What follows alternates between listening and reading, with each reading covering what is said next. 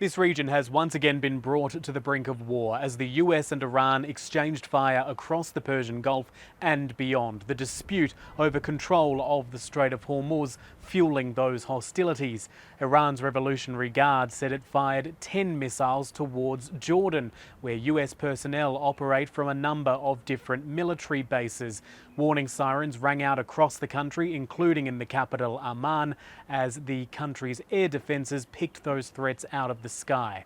There were also reports of fresh explosions in Iran, in port cities such as Bandar Abbas, but also much further up the coast, away from the Strait of Hormuz, in Bushehr, which is home to a nuclear power plant. Iranian authorities claiming the perimeter of that facility was hit.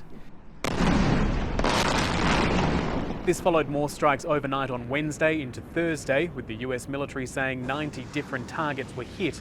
Iran firing back, targeting US military bases in places like Bahrain and Kuwait. It's meant that traffic through the Strait of Hormuz is once again at a standstill, with fears that ships could be fired on and the cycle of escalation could continue. Now, even though the US President Donald Trump declared in Turkey he believed the ceasefire deal with Iran was over and that he'd continue to hit the country hard, he is once again saying the Iranians are desperate for a deal.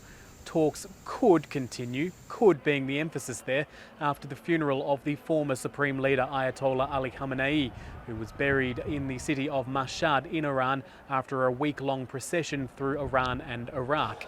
Thousands taking to the streets of Mashhad, mobbing the coffin 4 months after he was killed on the very first day of the war. The crowds making their views on President Trump very clear. Any negotiations from this point will be set against a very different backdrop given these strikes we have seen in the last few days.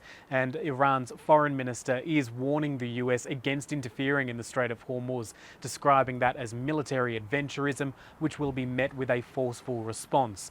Both sides are approaching the situation from very different directions and with very different interpretations of what that interim deal signed just 3 weeks ago actually means. That's the deal that Donald Trump says is now over. The 60-day period for further negotiations on situations like Iran's nuclear program and the ongoing control of the Strait of Hormuz was always going to be ambitious, and the strain on that process is becoming more and more clear as this situation deteriorates even further.